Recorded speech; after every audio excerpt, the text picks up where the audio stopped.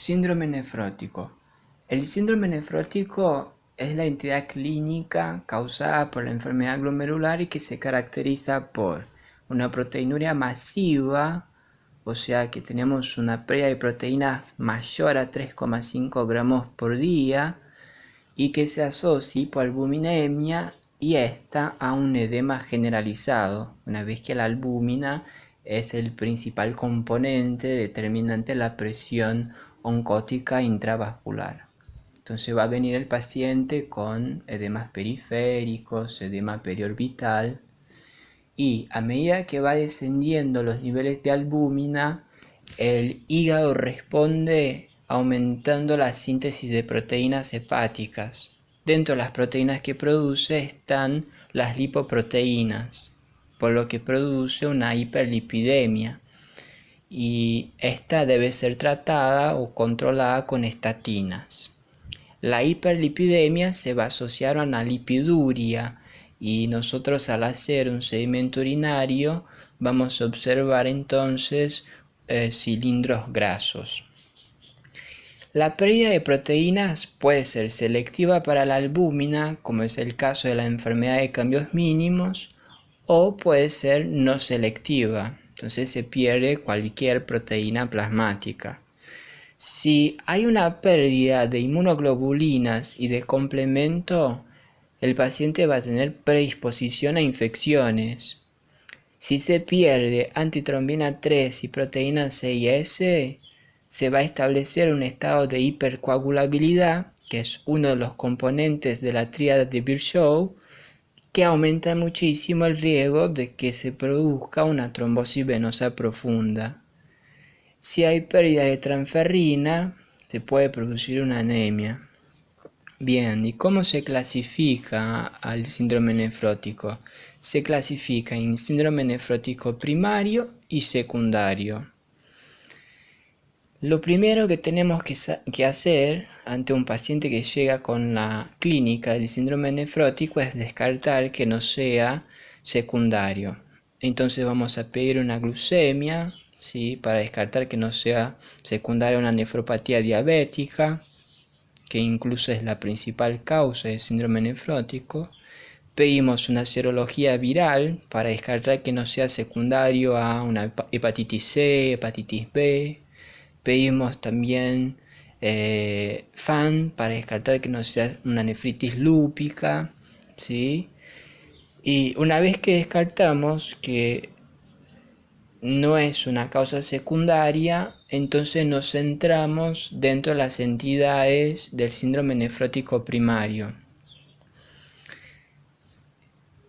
Entonces, vamos a tener la enfermedad de cambios mínimos, que es la causa más frecuente del síndrome nefrótico en niños y que por lo general en esta no se hace biopsia, pero en el caso de que se hiciera una biopsia, nosotros observaríamos al microscopio electrónico un borramiento difuso de las prolongaciones de los podocitos, mientras que en el microscopio óptico observaríamos un glomérulo con aspecto normal.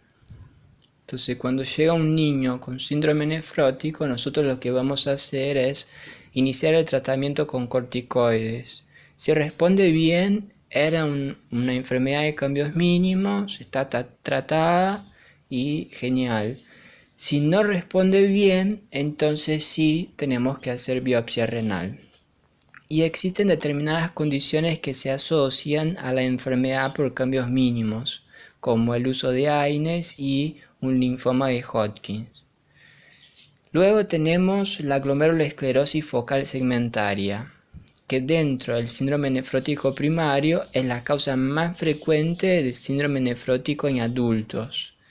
Entonces, al hacer una biopsia, en el microscopio óptico vamos a observar una esclerosis que afecta a menos del 50% de los glomérulos, por eso es focal, y de los glomérulos que afecta, solamente afecta una porción del ovillo glomerular, por eso es segmentaria.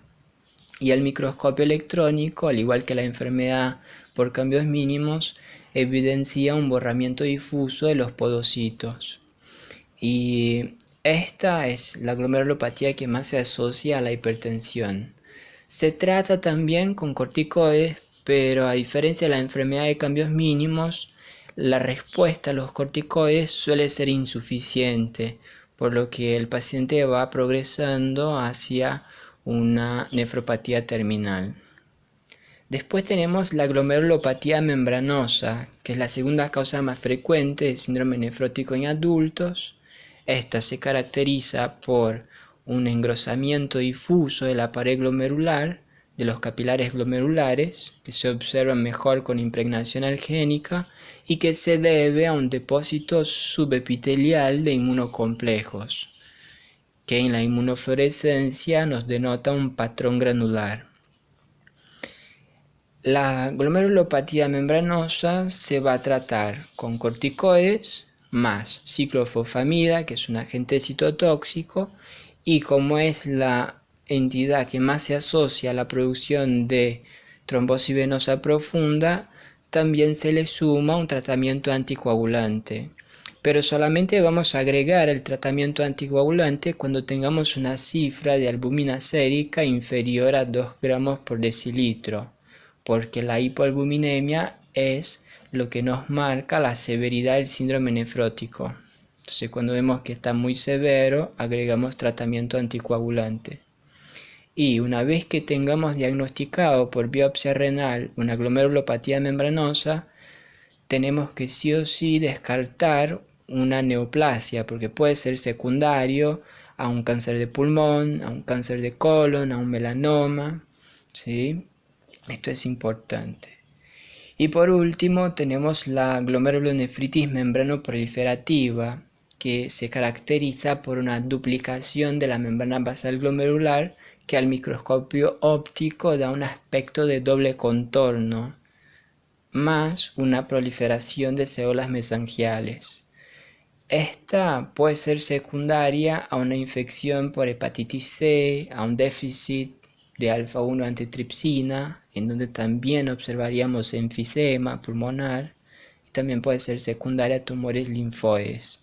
Se va a dividir en dos grupos: la glomerulonefritis membranoproliferativa de tipo 1, que se debe a depósitos subendoteliales de inmunocomplejos, que en la inmunofluorescencia dan un patrón granular, o de tipo 2, que también se conoce como enfermedad por depósitos densos.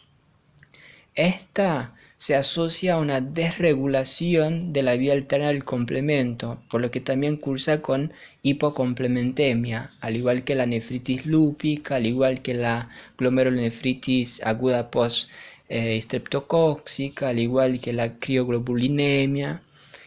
La diferencia entre la hipocomplementemia de la enfermedad por depósitos densos, de la hipocomplementemia, la glomerulonefritis aguda post-streptocóxica, es que en la glomerulonefritis membranoproliferativa la hipocomplementemia perdura por más de 8 semanas y además tenemos proteinuria en rango nefrótico, mientras que en una glomerulonefritis aguda post-streptocóxica la hipocomplementemia perdura menos de 8 semanas. Y por último, en esta entidad, al observar con microscopio electrónico, se notaba la presencia de depósitos intramembranosos de un material desconocido, que brinda entonces el nombre de la enfermedad por depósitos densos.